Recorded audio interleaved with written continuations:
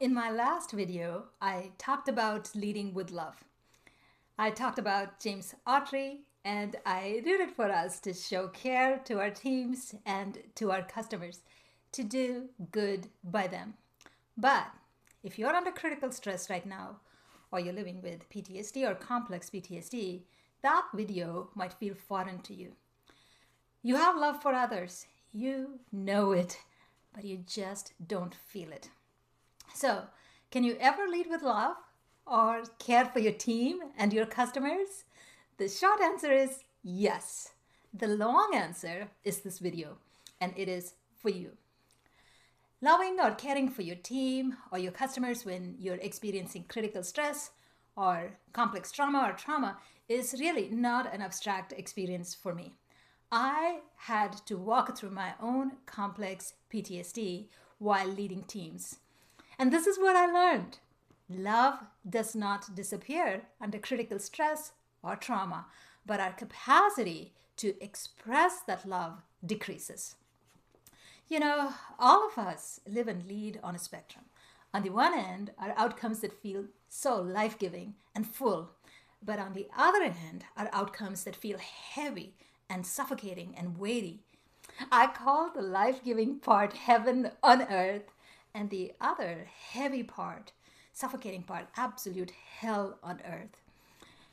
Many of us want to lead in ways that move people towards the better end of the slider. That's we want people to experience heaven on earth. At work, leading with love does that. Treating people with love and respect and treating them equally and as equals creates happier and healthier workplaces. But bearing stress for a long time changes our capacity to love. Your values don't change. My values never changed. And if you pause this video right now and you look within yourself, you will see that your values have not changed either. Who you are does not change. Who I was in my core did not change. Your desire to love your team and show care for them does not change. What changed is what your nervous system could handle. When you're under critical stress or you're living with trauma, you may not realize it, but your body is working hard to keep you safe. So when something triggers you, and it can be as simple as a comment from someone, your body can immediately go into a fight, freeze, or fawn mode. And when that trigger happens, that part of your brain that you need to show empathy, to have flexibility, and to just judge things right goes offline.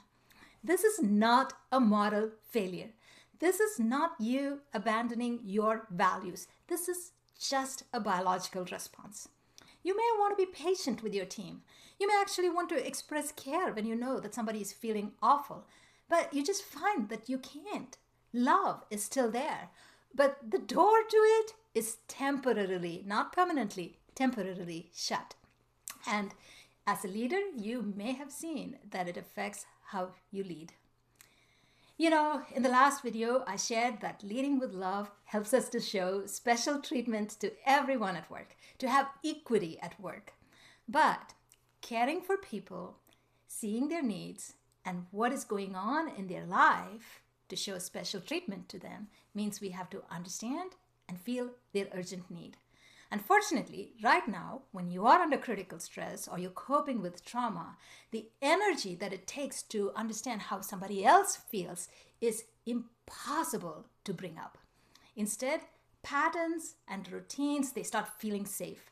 Rules become really protective. Being flexible feels risky or even dangerous sometimes. You may notice that you're becoming more rigid, more rule-following, more distant, and none of this is because you no longer care. It is because your body is doing the most important thing that it thinks it has to do, and that is to keep you safe. The same thing happens in decision making. Critical stress distorts our sense of time and urgency. Anything risky feels like it will happen immediately. Anything unclear, complex, or vague, anything that feels uncertain, feels almost impossible to handle. Making decisions can actually feel easier if you can just control everything or altogether just avoid making decisions. And again, all of this is not because you can't love or care for your team or your customers, but because your survival is driving your nervous system. Let me give you an example. Imagine this. You are a parent caught in a forest fire with your 3 kids. In that moment, there is no room to be flexible, vague, or unclear. You can't even be open to ideas from your happy 8-year-old. You are not negotiating. You are giving clear, direct commands, and you are expecting immediate follow-through. Not because you are controlling or unloving, but because you are trying to save their lives and yours. That is what is happening at work. Living with or working through critical stress or trauma keeps our brain's smoke alarm switched on. At the slightest cue, the alarms go off and you move into survival mode. So as a leader, thinking ahead, making plans, looking through cash flow charts, or trying to understand the needs of your direct reports or teams becomes tiring and even overwhelming. Why? Again, because your body has redirected energy to protect you, protect your team members who do not feel like a threat, and preserve the purpose of your work.